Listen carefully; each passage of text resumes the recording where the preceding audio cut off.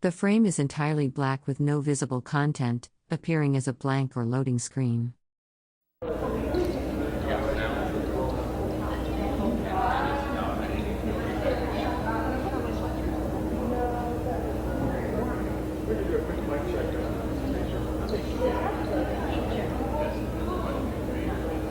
Jeff, did you say check, check? Check. We're good, thank you.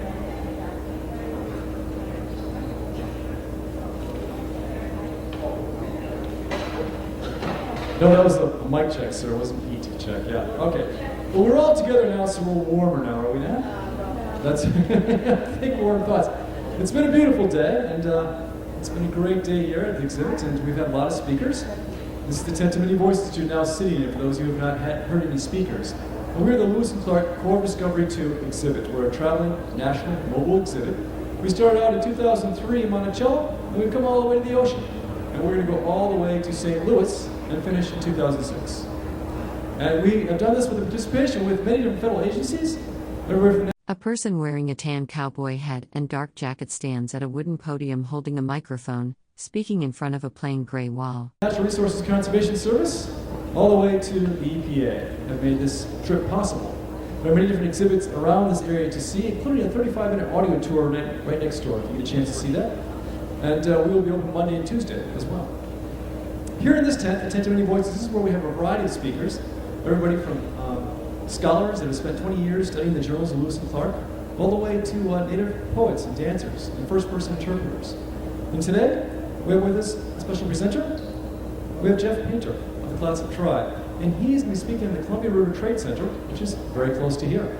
Let's give a really fine round of applause to Jeff Painter. A projection screen displays content above a dark podium. Below it, white text lists affiliated organizations including the Department of the Army, U.S. Army Corps of Engineers, Department of Energy, and Bureau of Land Management.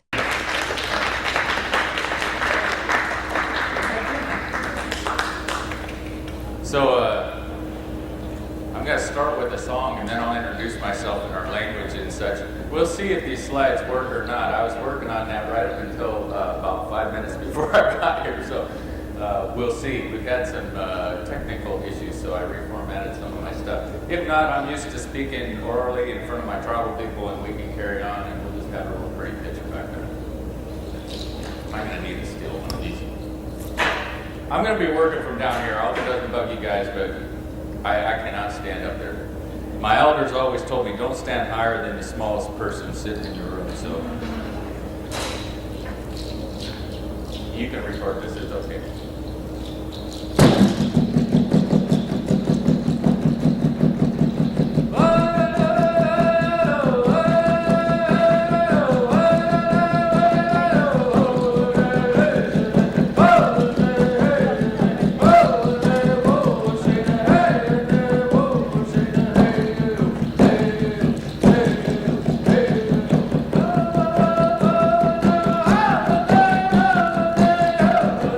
A person wearing a light blue shirt and dark vest stands at a table, gesturing while speaking. Behind them is a dark banner with white and gold text listing various government agencies and departments.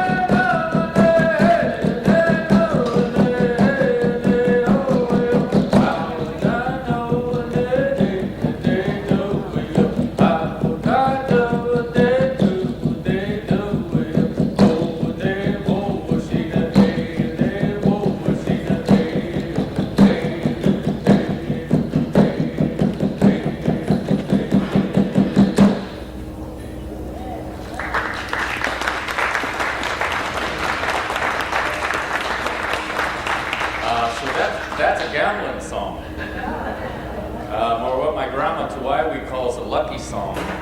And gambling's really complicated. I hope you've got to talk to Ruby and Bite out here with the games. And gambling looks like something's going on, but that's not what's going on. And part of gambling, especially the guessing games, is to have medicine people and singers on your side that can make it possible to see what they're doing over there with their spirit eyes.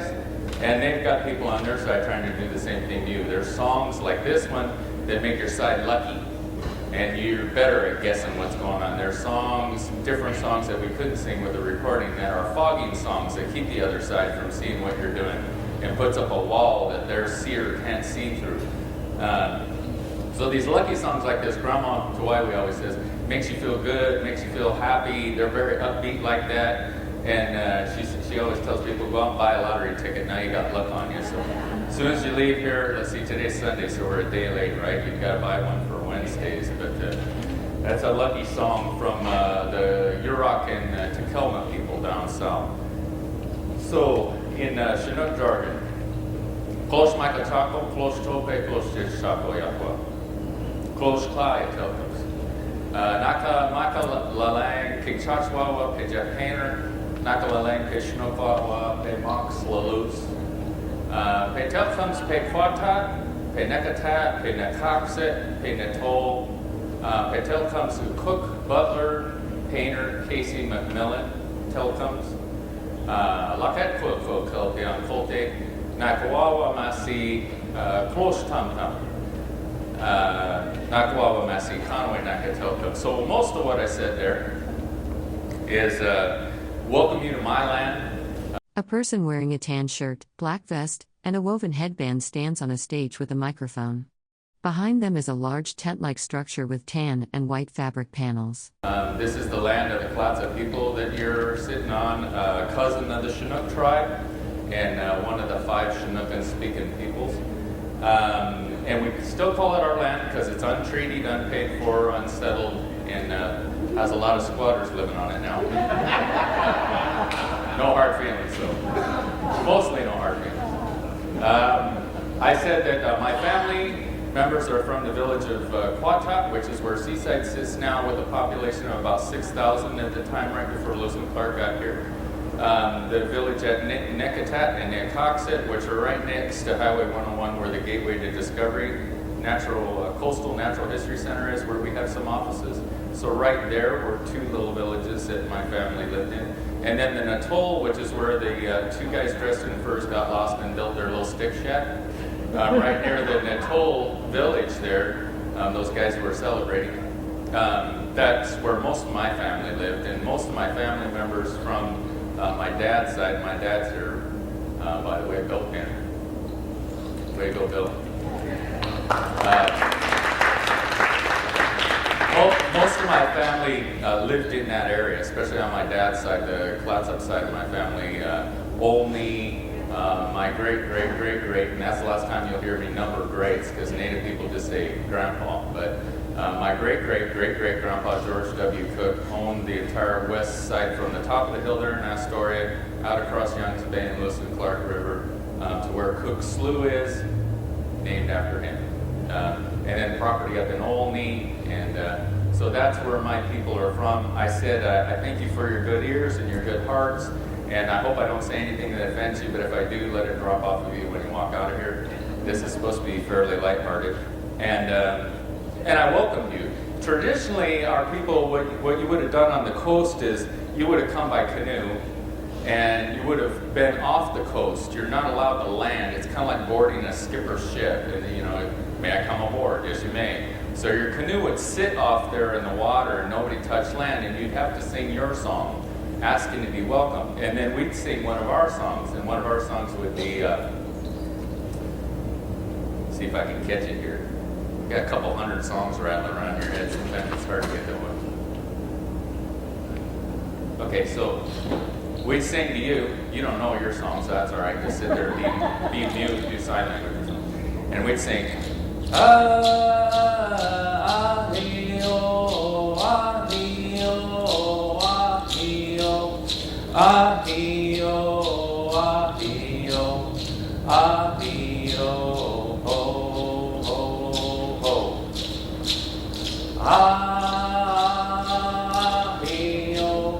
Ah-hee-oh, ah-hee-oh, ah-hee-oh, ah-hee-oh,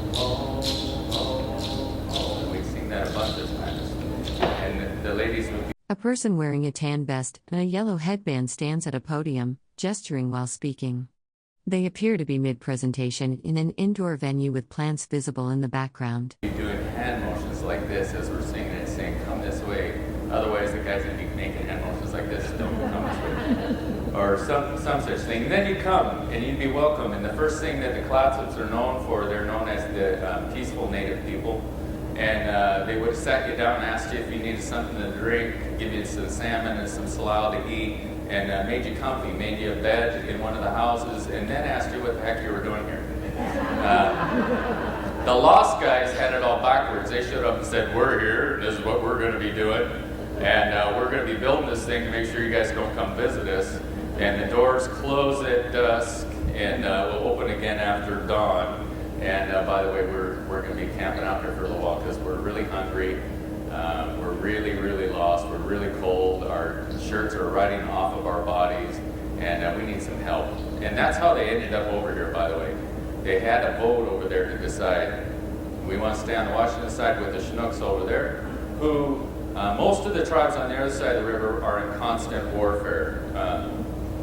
Some say still to this day, but historically, in a lot of warfare, no, I love my Chinook cousins, but a lot of warfare from the Columbia River, that north side, all the way up into upper BC. A lot of tribes dropped there, fighting over a lot of resources, but very close to each other, bumping elbows a lot, so they went to war with each other a lot.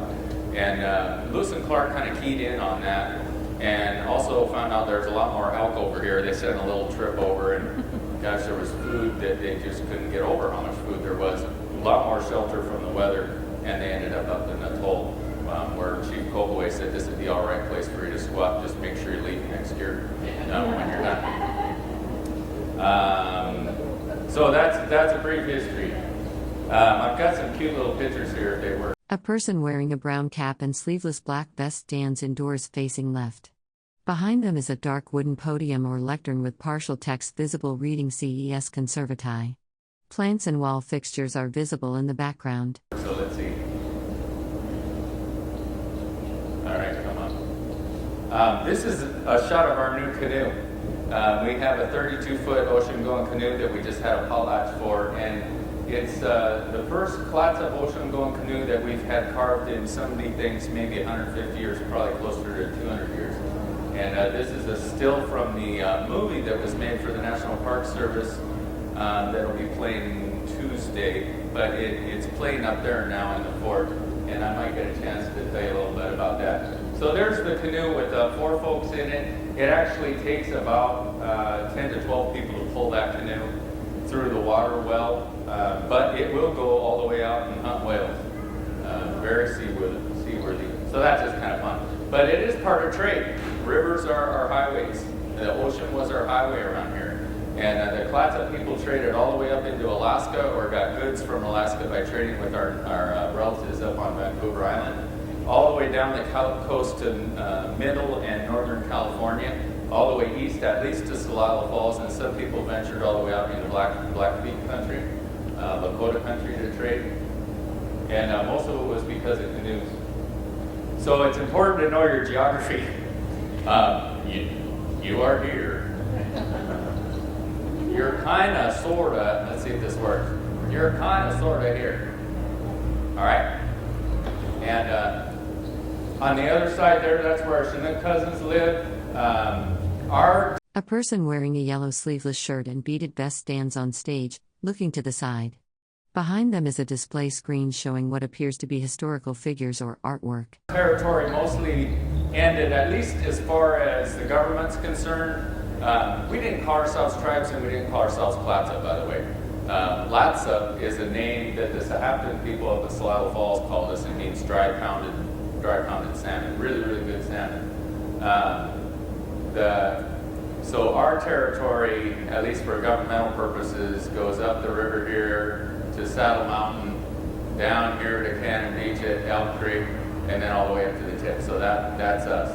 And then the people next to us said, okay, well, we'll call ourselves this, and we'll call this area ours. And the Killamucks said, we'll call this us. A person wearing a headband and a brown/gold jacket with beaded decorative elements stands on a stage. To the right, a projected image shows spherical objects or vessels in various colors. We didn't call each other that. We all shared the same language and little variations of it, but same customs, same spirituality. We were intermarried up the kazoo, which is really important for trade purposes too. If you want to make a really good deal with somebody, marry your son or your daughter off to them, and then they'll make a deal with you because you're in-laws. You'll get a better price. They get a better price from you. They get free stuff from you when you hold a potlatch. And so we had relatives on purpose, all the way up past Vancouver Island, all the way down into Northern California, all the way upriver past Salala Falls. And it was mostly for let's make a deal.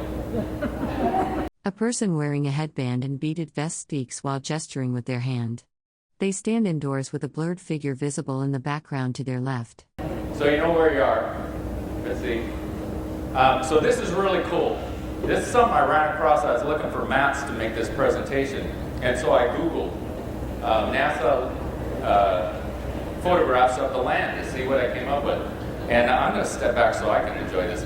But watch what happens here. So this is an undoctored page right off the web from last week. So here's where we're at, right? Down where that little dot is, more or less. And we start zooming out. Zooming out. Let's see if you see it before I outline it for you. You see that?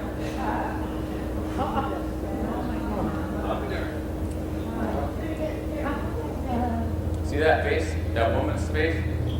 All of our stories, from British Columbia all the way down into southern central Oregon, talk about this land being a woman that would provide for your every need. We always talk about here on the coast, when the tide goes out, the dinner plate's set. You don't have to work too dang hard around here to get fed. Anthropologists tell us that the average Clatsop worked something like 12 hours a week to meet all of their needs, shelter, food, and clothing. Now, what do you do with all the... A person wearing a tan shirt, dark vest, beaded necklace, and headband stands indoors holding something in their hands.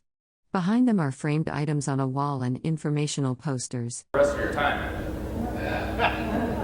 Well, as is true on most of the Northwest Coast into Southeast Alaska, you spend most of that other time, free time, developing culture, spirituality, traditions, customs, hanging out, trading, visiting relatives, telling stories, and making sure you have a really deep culture. It's one of the reasons why the art on the Northwest Coast is so intense and so developed. You had all kinds of time to do it.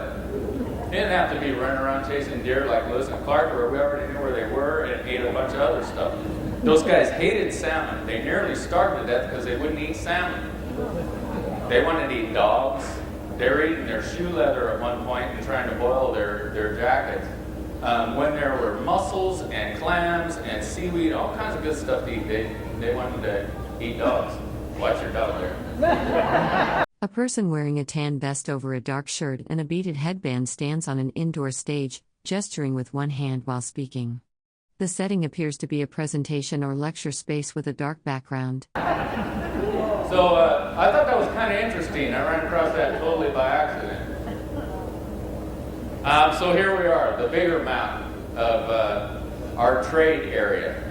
This is, for the most part, our trade area. It actually goes down here past the Maya, where some of our trade goods came up from, and it actually goes across the ocean to China and Russia. We've been trading with China, Russia, and Spain for at least 200 years before Lewis and Clark got here, and some say quite a few more, possibly 400 years with China. But when they got here, they saw Chinese trade beads, Russian goods, iron tools, and implements that they didn't think they were going to see because they hadn't seen them anywhere else along the trail, really. Seen them kind of spotty here and there. They met fluent English speakers that also spoke French and Spanish. Our Chinook jargon had already incorporated French and Spanish into it. And so these guys were... A person wearing a dark vest over a tan shirt stands indoors, speaking. They wear a headband and have a microphone clipped to their clothing. A spherical object is visible on the wall behind them. Pretty surprised. They didn't come as traders too, which is an important thing to remember. They were explorers hoping to control and dominate and get settlement for the rest of the West. So they were going to figure out what all the routes were and where all the mountains were. They were going to map them and as much as possible identify the tribes And if you listen to Bob Miller last night, he really broke down, probably better than anybody I've ever heard, why are you identifying all these tribes? Because they own the land. So when you get back, that gives you your laundry list of who you've got to go start meeting with if you want that land, or if you want your settlers to be able to settle that land. So they weren't traders, they were explorers on military expedition. And they got to the mouth of the river, right there at Lewis Clark River, and they told Chief Cobaway, we're just going to hang out pretty much over the winter is what we're thinking at this time. We need a little spot to build a little thing. We're going to build a house. By the way, first folks that we know of that ever came built a house in our land. Now, we had a lot of people from European descent living with us at that time, and Lewis and Clark remark in their journals, there's quite a few number of red-haired, tall, lanky, blue-eyed Indians living here. That doesn't explain my genetics, though. I should back up to my introduction. My mom's got some kind of Scandinavian thing going on. But we're not really sure, because part of her family was left on a doorstep at an orphanage in Minnesota, so we're not real sure on that, but we got an Ole Olson in there somewhere, which is a pretty good clue. And Dad's got French and who knows what else going on in his family history as well as Clatsop. But as Native people, we never had to bind ourselves by blood, period. We had a whole bunch of French guys that are identified as Clatsop living with us that have no Indian blood at all. It's what's your language, what's your spirituality, and how do you live. And it's still that way. People carry around certified degree of Indian blood cards, and that just tells you how much Lakota you might be or whatever it is you are. But I know full-blood Lakotas that could not get into most of the ceremonies I've been around because they don't speak their language and they don't practice their religion, and they just lost too much. So blood doesn't really mean a whole lot. It means who do you live with, how do you live your life. I have a really hard time living as a Clatsop person. I live in Southern Oregon right now. I'm surrounded by Lakota, Tacoma, Karuk, Kupa, Yurok, Klamath. So that's how I live most of the year, is I follow their seasonal cycle, I speak their language, I practice their culture. When I'm in my backyard, it's a lot easier to practice my culture. So here we are. Russians, all kinds of people that we're trading with. Let's see if this keeps working. A person wearing a tan and brown vest with a beaded necklace and yellow headband stands in profile, gesturing while speaking. Behind them is a large projected image on a wall or screen in an indoor setting. So these are the major trade centers, at least according to anthropologists. The big dots are the big major ones, and then the little ones are what they consider minor ones, but still a whole lot of activity going on. You know, when Lewis and Clark got to Celilo Falls, for instance, they remarked that there were at least 30 to 40 different tribes gathered at that place at that time doing a bunch of trading. And that's one of them big dots right there. Now underwater. And a person wearing a headband, sleeveless dark vest, and beaded necklace sits indoors, looking toward the camera. The setting appears to be a small stage or presentation area with wooden seating visible in the background. I think I put a picture in that for you somewhere here. So these are the trade centers. And the routes connecting them, at least as far as anthropology knows, these are the ones that are well-worn trails, well-known stories about trade that was going on. And notice out from Florida going all the way to Cuba and out into South America, there was a lot of traveling going on. People visiting, a whole lot of folks. So from the northwest coast and on up into Alaska, this is what they had to offer. Basket skins, berries, whale blubber, whale oil, and Yukon oil, salmon. A person wearing a yellow sleeveless shirt and dark jacket, with a headband, stands beside a display of spherical objects in clear cases mounted on a wall. They are gesturing toward the display. Canoes, blankets, shells, and they were bringing that to the party. We had Dentalia from Vancouver Island, all kinds of other shells and shell money, roots, salmon, Yukon again, whale oil, and we had armor. We had, the Clatsops made an armor and still know how to make that armor called clamons. Clamons were used all the way down into Mexico and all the way up into Alaska. And what they are is an elk hide that's shrunk over a fire about a dozen times. So you wet it, shrink it, wet it, shrink it, wet it, shrink it. And you take a whole elk hide and you end up with a little bitty shrunken thing about this big, but it's about that thick. And an arrow can't penetrate it. And they would rig them up like Viking. It looked like Viking and medieval armor, long before medieval armor. They'd rig them up like this around their sides. They'd have willows around their necks and a shield that dropped down made of bark. And those, for the warring tribes, that was a good thing to have, but they cost you a bunch of money. One report is it was the equivalent of 3 canoes. A canoe was the equivalent of a wife, which is about as spendy as anything could get. It was 3 canoes to get a Klamath outfit. And they still talk about that up there. Why don't you guys start making your Klamath again? Down from California and down into Mexico, today Mexico, beads, bows, obsidian. Most of the slaves came from Northern California on down in the slave trade. Although people became slaves just like Sacagawea by getting captured from other people at war and stuff like that. Shells and then the basket work. We all had basket work, but this is really like big time. They were known for it. Go ahead. Yulicon is a real small fish, kind of like a smelt. And it's so oily that once you dry a Yulicon, you can light it and it burns like a candle. And that's what they were used for a lot, as well as seasoning food. Yulicon oil is really good. You have to kind of acquire a taste for it if you weren't born, eating it. But it's poured on everything. Dried salmon, you pour Yulicon oil into it, freshens it back up, and then you can eat it. Pour it on berries. It's mixed with salal, soap berries. Snowberry soup is one of the best things you'll ever eat, but it is kind of an odd taste. And they make it up in BC and Alaska, and they take soap berries, mix it up with Yulicon oil, and it's served to you. It looks like ice cream. It doesn't taste a thing like ice cream. It tastes like eating. A person wearing a tan shirt and dark vest with a beaded necklace stands indoors, gesturing while speaking. They wear a headband and appear to be giving a presentation in front of a map or display. Air fat, but Yulicon oil is very good, very healthy. If the Lewis Clark expedition knew about the benefits of cedar, pine, and Yulicon oil, they could have survived and none of these shippers would ever suffer from scurvy. You could live off it. It wouldn't taste very good to eat that all the time. But down in the southwest, blankets, pottery, axes, and stone tools, as well as tools up from the northern Arctic too. From the plains, horses, roots, buffalo hides, and flint were their main trade items.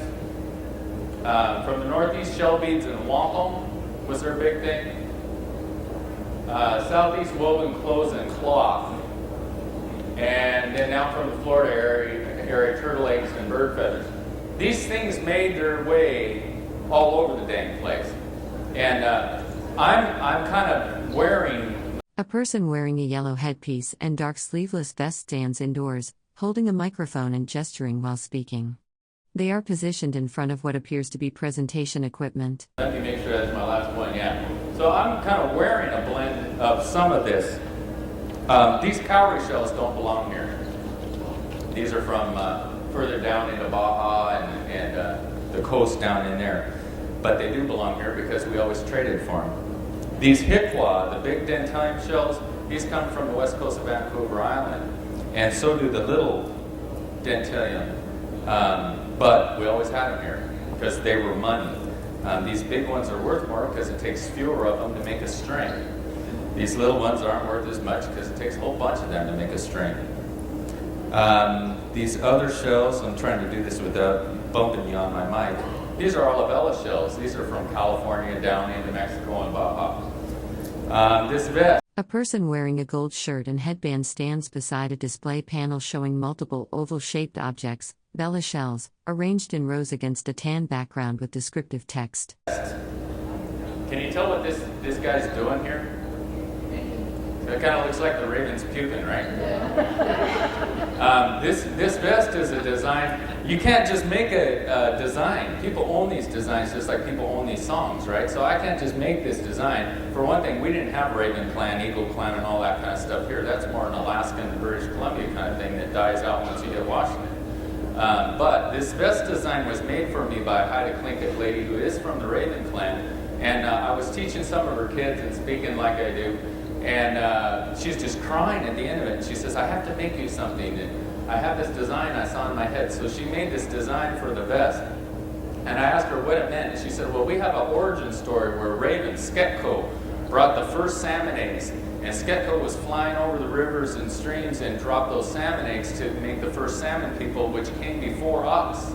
And so this is Raven dropping the first salmon eggs out of his mouth. And I said, well, how did that come to you? And she said, because you feed our children just the same way that Raven fed us by dropping those eggs. You drop ideas that makes them feel good about being Native people and proud, and they want to learn more.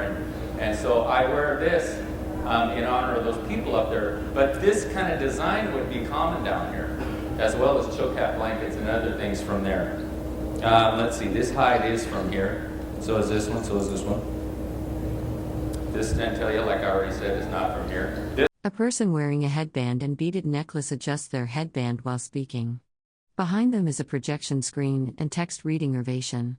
Acheral, Wycor, and Artment. This cattail headband is from here, as well as this cedar headband. This is a common person's headband, so is that cattail one.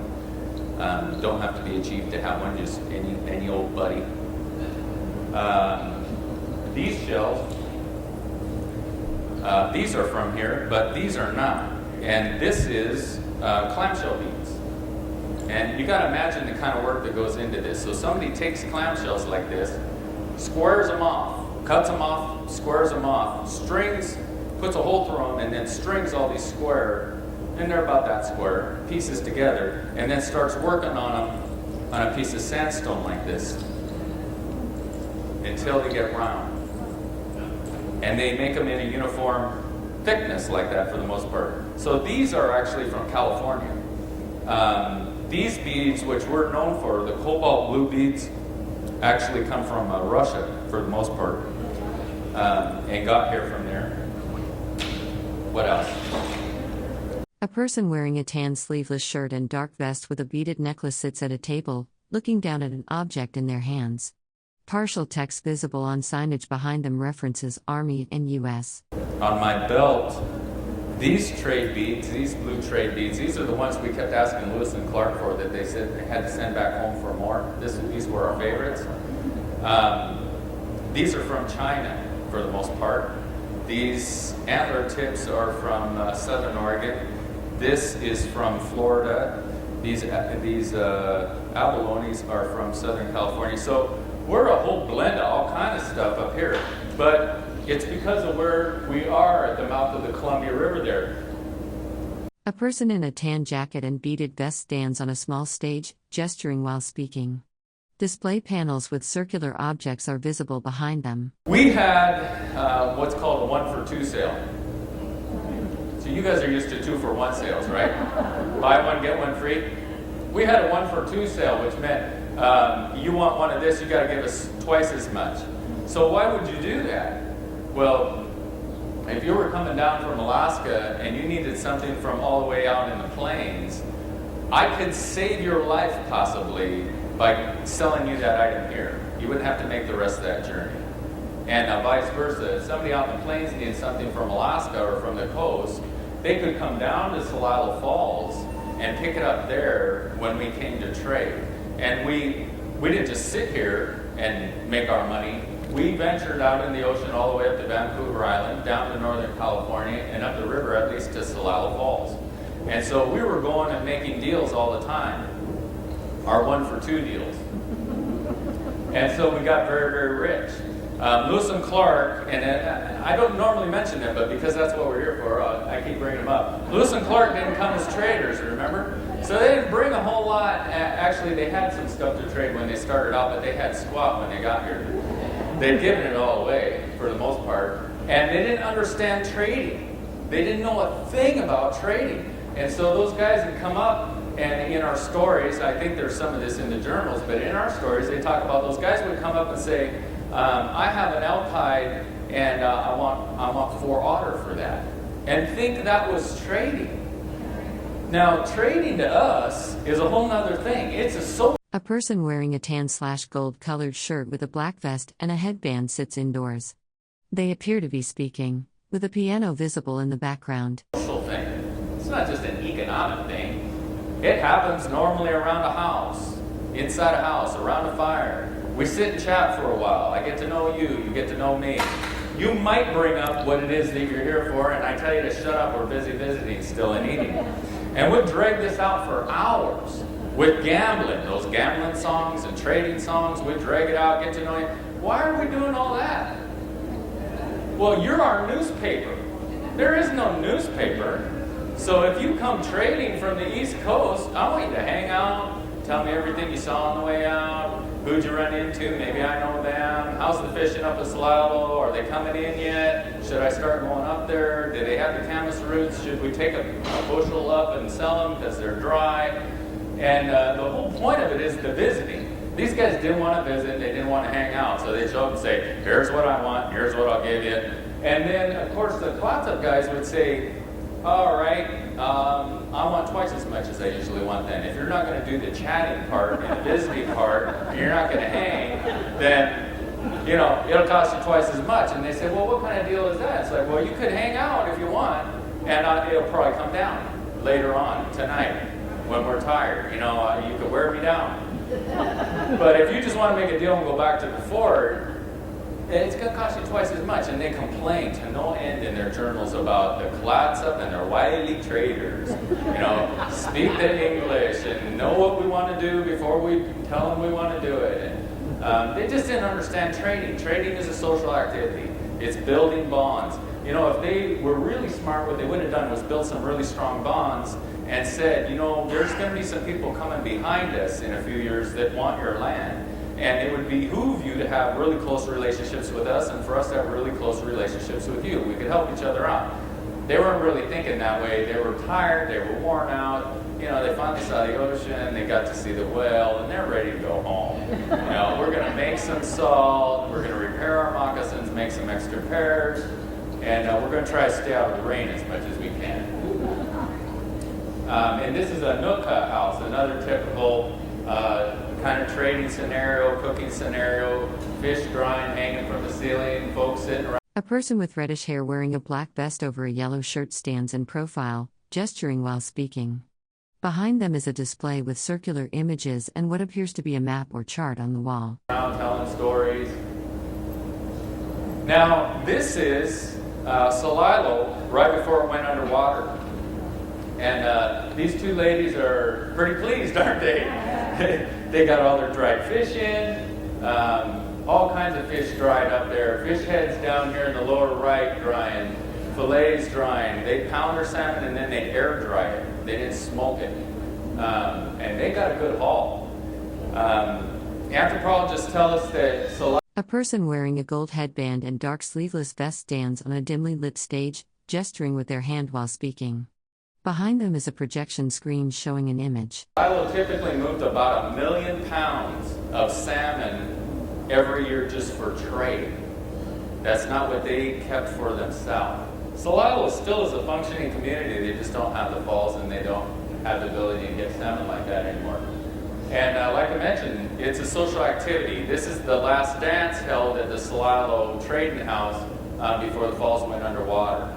And notice these guys got some funny regalia for coastal people. They got plains regalia for the most part. And that's really typical of our people to use other people's ideas for clothing, for customs. We would share songs with one another. So while we're sitting there haggling and trading, you might try to humiliate me by saying, you try to outdo the other one by bettering them, like our potlatch is, I can give you more than you can give me.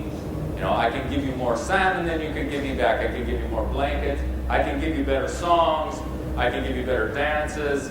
And so what would happen here is, and also at our side on the mouth of the river here, folks would come together and a guy would say, I got a song for healing really bad big toe that I'm going to give you guys. And he'd sing that song and gift it to them. Now that would look like he's giving them something, but really what he's doing is saying, you guys don't have the song for the healing the big toe. So I'm going to have to give that to you. Now he's going to be known forever as the guy that gave you the big toe healing song. So that increases his honor. Now you're walking around with this big toe healing song, and so every time you sing it, you would say, this is the big toe healing song that I got from Big Charlie from, Southampton people. So, now you got this obvious link going on between the two families. And it's a big social activity. This dance went on until the wee hours of the morning because the adults didn't get to dance together until after midnight. So you got the boys dance, and then you got the warriors dance, then you got the women's dance, and everybody eats all this food that's laid out. And then around midnight, the teenagers and people that aren't hooked up get to do their owl dance, and it's the only time men and women dance together. And this would just go on forever.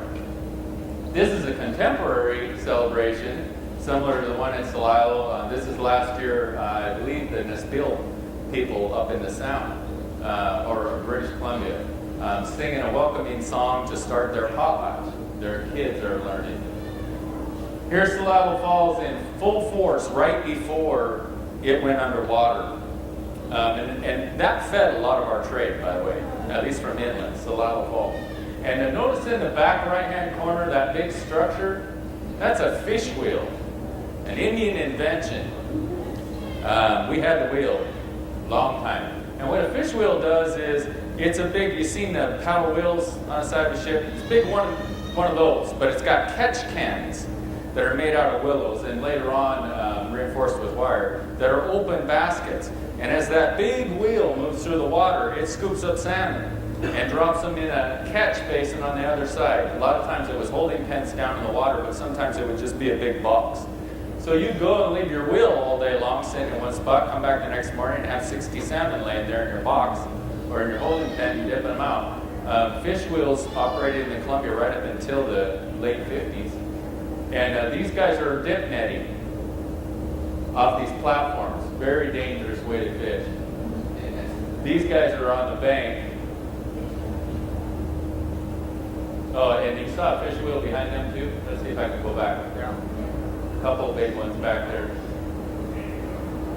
This is full blown, and this would be about 1937. Fish are in, guys are all down on the rocks. There were several different levels of waterfalls in Celilo. This is around the same time.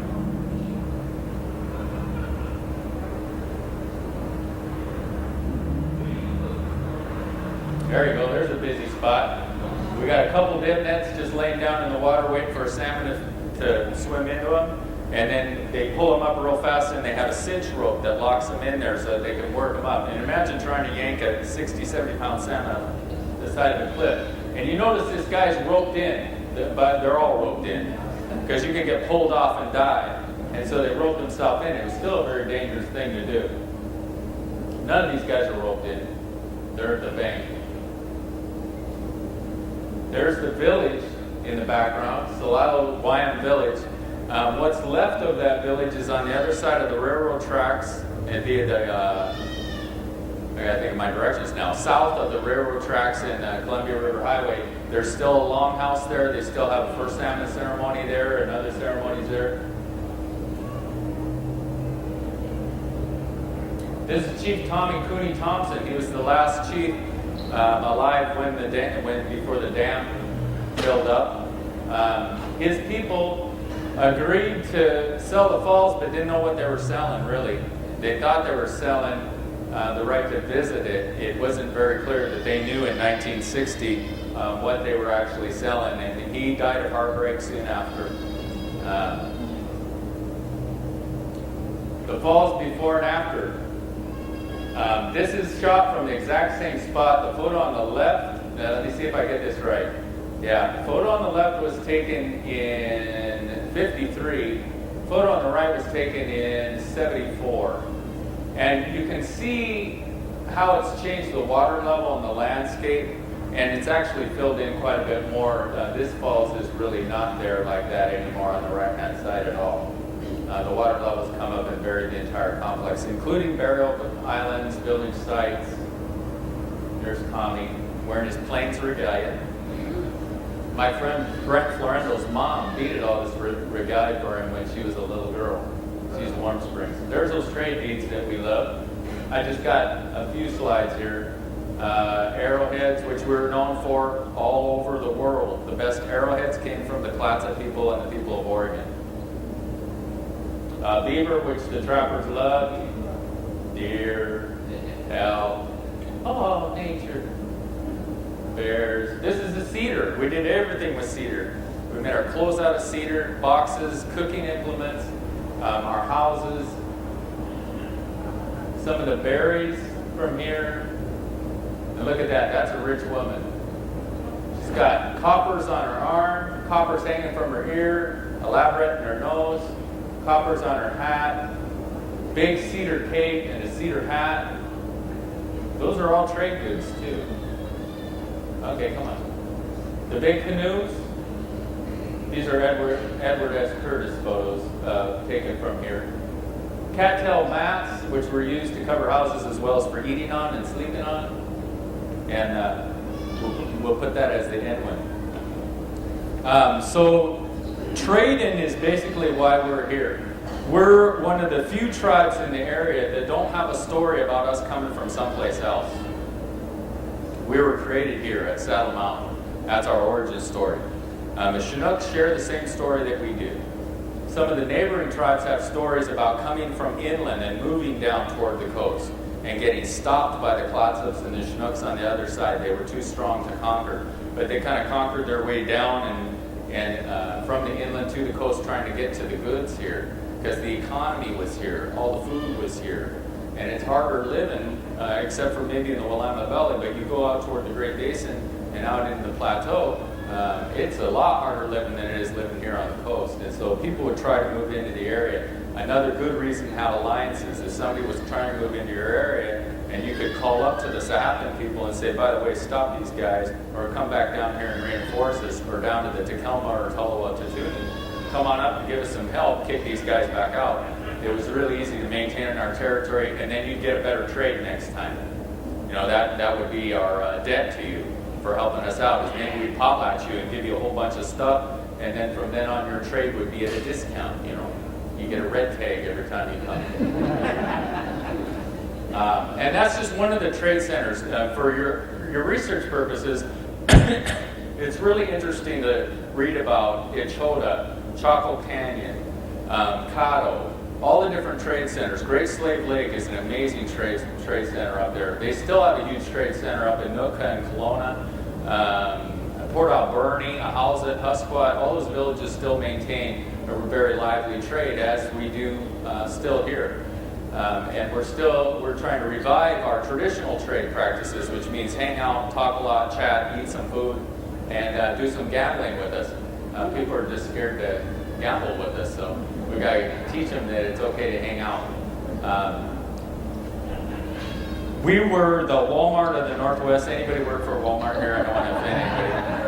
Walmart of the Northwest. You might have already heard me say this in another presentation, but we and they have no health plan. But it was one-stop shopping, and you were willing to pay twice as much in order to make that one-stop shopping.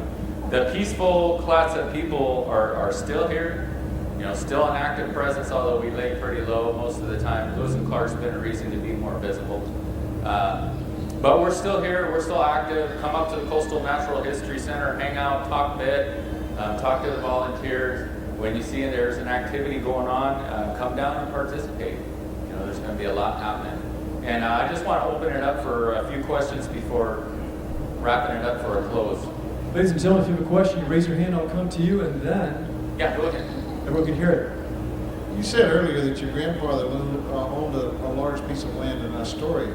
The traditional lore that I've always heard is basically Indians did not have a concept of owning land. So my grandpa was an Indian. George W. Cook married Mary Cook, who was a full-blood Clatsop, in 1838. And he acquired, maybe I shouldn't make this so public, but he actually ended up with 2 homesteads and an Oregon donation land claim. And so he's kind of a wily guy. He was a friend of the local judge and magistrate. And on top of that, he was a very wealthy guy. He owned a log piling business, was responsible for building most of the canneries, most of the docks, and providing wood for that. So he had a bunch of money. And what he decided to do when they opened up the territory for settlement, he saw that the Indian people were getting, I don't know how to say this nicely, taken, and that they couldn't purchase the land because anybody that wasn't half-blood or less was considered too savage to hold land title. And so what he did was he bought up as much of the land as he could with his own money, and let the people continue living on there, and he held it in trust. As soon as they had half-blood children that could hold land title, then there's records of him and his daughter signing off these titles to them, giving them their land, in most cases free of charge. But it included some of the burial grounds, many of the sacred sites, although we lost a lot of them up at Fort Stevens and that area. But he bought up as much as he could, as did other allies. So people, for the most part up until Lewis and Clark, people married into these families and became Clatsop. You know, that was the deal, is you can marry my daughter, but you got to learn our language, live with the Four Seasons, or you better have a really good job that's bringing in income. But you've got to live with us. You can't just be a squatter or a resident or foreigner. You need to become us, because it's us. We're here. And then once settlers started coming in, then you got this odd thing where people buy land. And like today, people are transient. You know, you grow up in a family in one area and then you just pick up because you got a job. Well, Native people didn't just pick up because they're connected to the land and need to work with those plants and animals and roots and could be transient like that, you know. We have time for a very, very short question. It has to be a short question. Who has a short question? My buddy. Right here. No. Yeah, actually I have lived in a teepee, but we didn't live in teepees here. Yeah. Ladies and gentlemen, we're out of time right now. If you have more questions, you can ask them right after. I'll hang out there. Nikawawa Masin, our language, thank you for your good ears. Thank you for your good hearts. If I hurt any feelings, drop it as you go.